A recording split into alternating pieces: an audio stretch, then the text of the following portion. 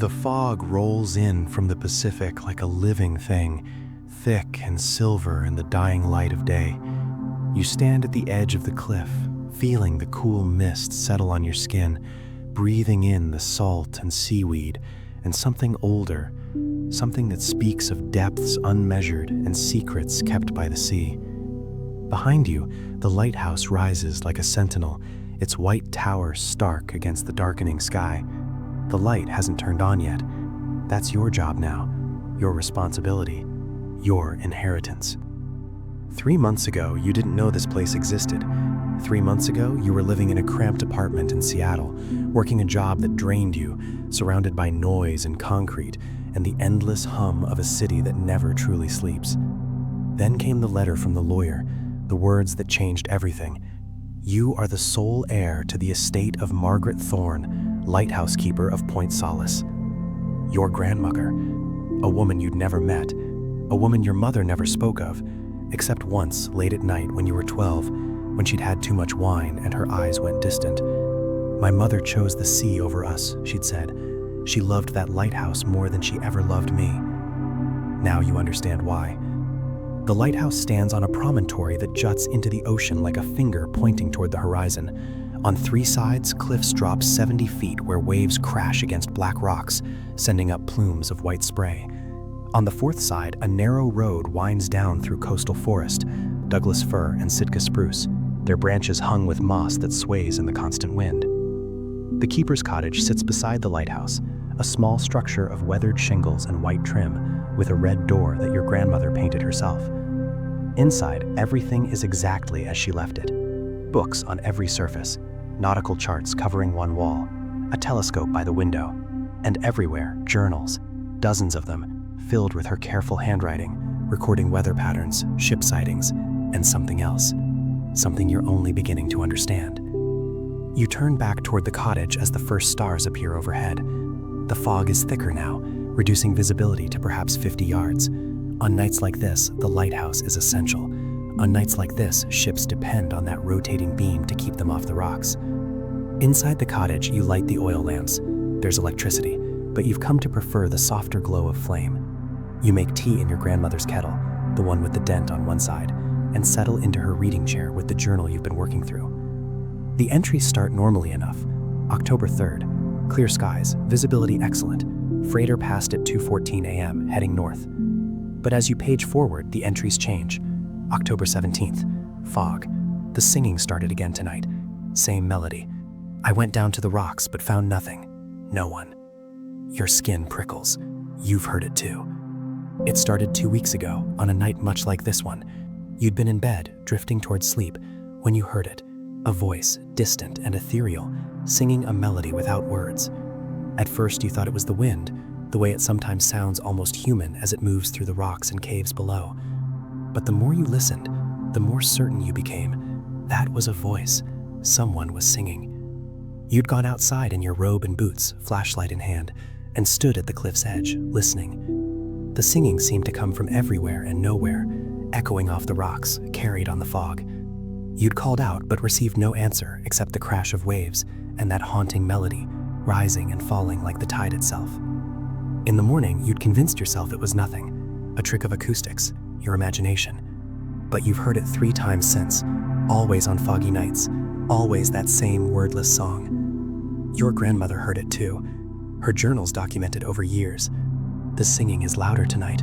I think she's calling me. And later, I saw her, just for a moment, standing on the rocks below, dark hair, pale skin, watching the lighthouse. When I climbed down, she was gone, only wet footprints leading to the water's edge. You close the journal and sip your tea, trying to ignore the unease creeping up your spine. Outside, full darkness has fallen. Time to light the beacon. The lighthouse door opens with a familiar creak. Inside, the air smells of oil and metal, and the particular mustiness of old buildings by the sea. You climb the spiral staircase, your footsteps echoing in the cylindrical space. Round and round, up and up, 112 steps to the lantern room at the top. The Fresnel lens dominates the space, its prismatic glass catching and multiplying the light from the lamp at its center. It's a beautiful piece of 19th century engineering, and you've learned to maintain it with the same care your grandmother did. You check the oil reservoir, trim the wick, and strike a match. The flame catches, grows, and suddenly the lens comes alive, refracting the light into a brilliant beam that sweeps across the fog-shrouded sea. You can feel the mechanism's vibration through the floor as the lens begins its slow rotation. 4 seconds of light, 4 seconds of darkness, the heartbeat of Point Solace. You stand at the windows, looking out into the fog. The beam cuts through it, illuminating swirling patterns of mist, but revealing nothing beyond. No ships tonight, no lights on the horizon, just the fog and the sea, and the darkness between the sweeps of the beam. Then you hear it, the singing. It's clearer tonight, closer. The melody winds through the air like smoke, beautiful and eerie and impossibly sad. You press your face to the glass, trying to see, but the fog is too thick. The beam sweeps past, and for just a moment, you think you see a figure on the rocks below. Dark hair, pale skin, exactly as your grandmother described. Your heart hammers in your chest. You're not imagining this. You're not. You leave the lantern room and descend the stairs quickly, grabbing your flashlight from the cottage before making your way to the cliff path. It's steep and treacherous, especially in the dark, but you've learned it well over these past months. Your flashlight beam bounces off rocks and roots as you descend, and above you, the lighthouse beam sweeps past at regular intervals, briefly illuminating the path. The singing grows louder as you descend. It's definitely coming from the rocks at the base of the cliff, where the waves surge and retreat in their eternal rhythm. You reach the bottom, where massive boulders lie tumbled like a giant's toys, slick with spray and draped with kelp. The singing stops.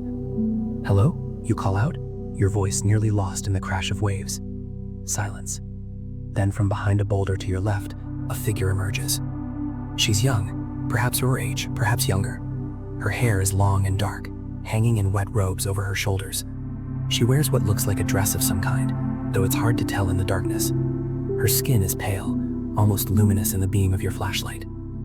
"I didn't mean to frighten you," she says, and her voice is like her singing, beautiful and strange, with an accent you can't quite place.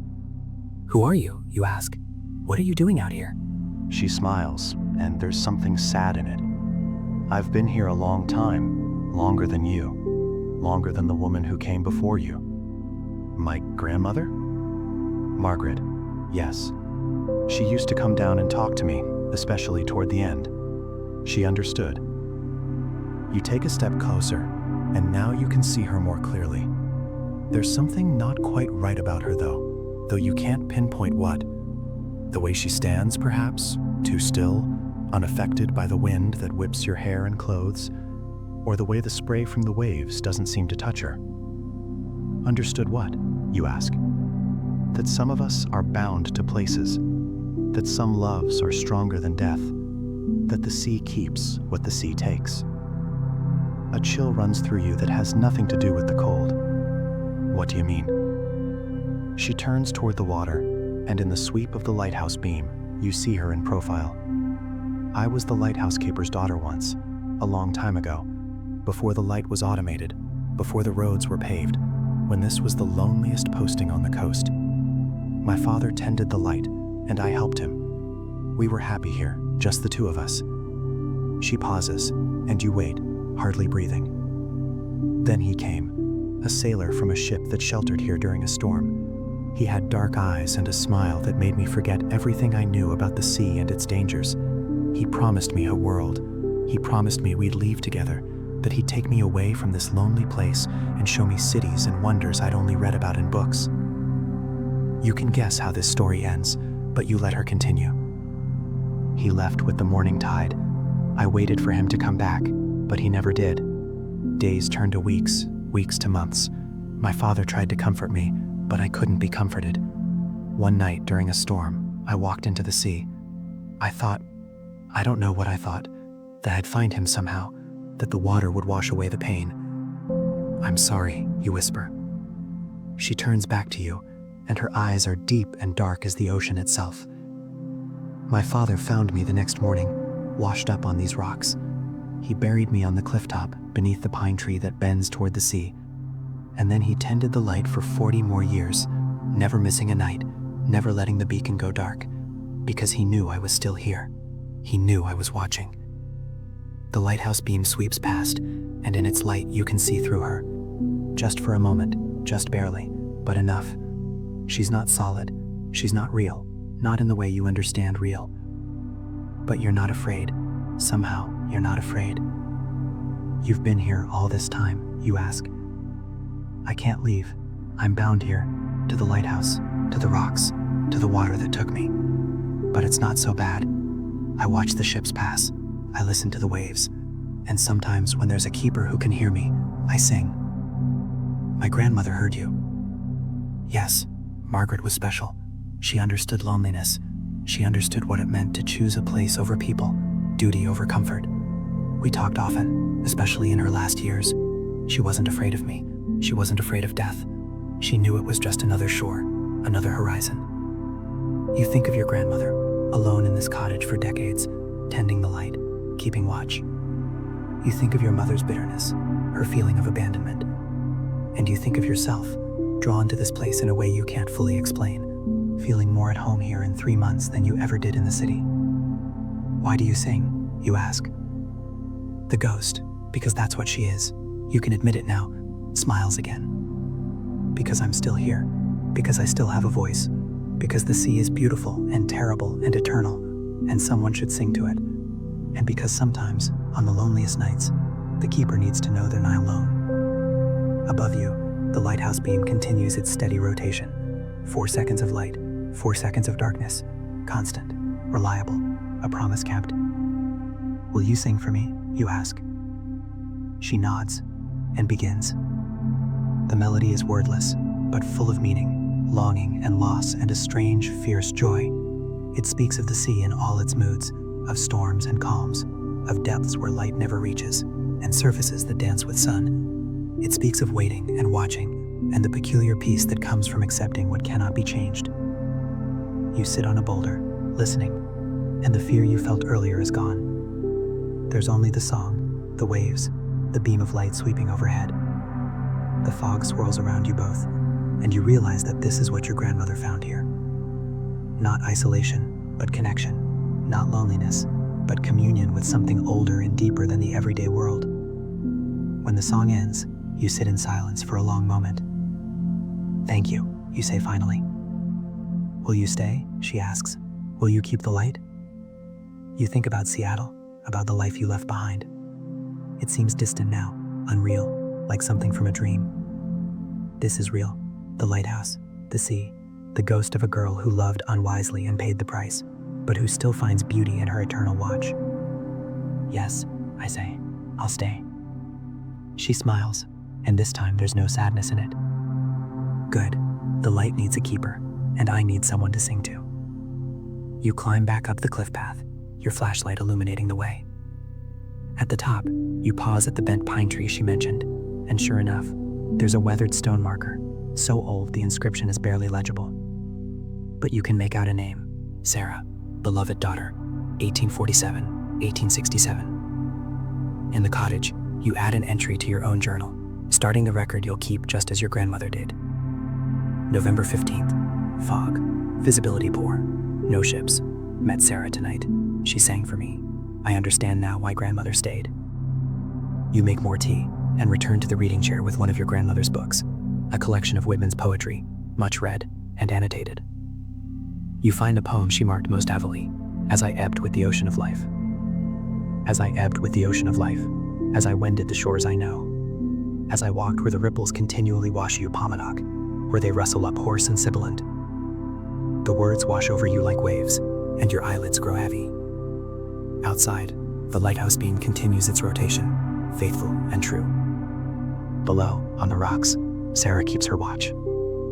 And here, in this cottage that smells of salt and old books, and the peculiar peace that comes from land meets sea, you finally, truly rest. The fog will lift with the morning. The sun will rise over the Pacific, painting the water gold and pink. Ships will pass on the horizon, their crews never knowing about the lighthouse keeper who watches over them, or the ghost who sings to the sea, or the ancient compact between light and darkness that keeps them safe. But for now, there is only this, the soft glow of lamplight, the distant sound of waves, the steady sweep of the beacon overhead. Your breathing slows, deepens, your muscles relax. The book slips from your fingers. You are home. You are safe. You are exactly where you're meant to be. The lighthouse keeps its watch. The sea keeps its secrets. And you, the newest keeper of Point Solace, drift into sleep with the sound of distant singing in your ears. A lullaby from a ghost, a promise from the deep, a reminder that even in the darkest night, there is always light. Always light. Always.